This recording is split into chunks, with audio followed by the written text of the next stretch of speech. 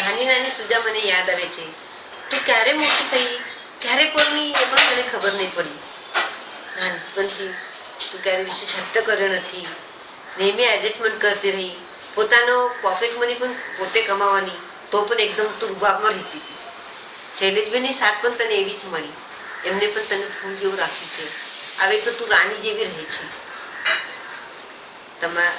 શૈલેષભાઈની વિચાર કરવાની પદ્ધતિ બહુ ફાઇન છે. એમનો અચૂક નિર્ણય લેવાની કલા એમના પાસે છે. બે જણા પણ સર્વગુણ સંપન્ન છે. એમના સંસાર વેલ પર આવેલા ફૂલો પણ બહુ ભૂલી છે. આદિશની કાવ્યા મંજુબેનના સંસ્કાર પણ બહુ સારા ફળ્યા છે. મારા ઘરે કરતા પણ સુજાતા, તું મંજુબેનના ઘરે ગયા પછી ધર્મના સંસ્કાર તારામાં વધારે આવ્યા છે.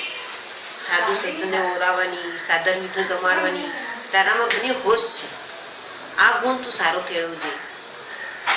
તમે બંને, તમારી બંનેનું આગળનું આયુષ્ય આવું જ વૈભવનું સુખ સમૃદ્ધિ નટેલું રહેજો, એવી જ મારી તમારે આશીષ પણ, એવું તમારા આશીષ પણ છે અને એવી મારી ભગવાન પાસે પ્રાર્થના પણ છે.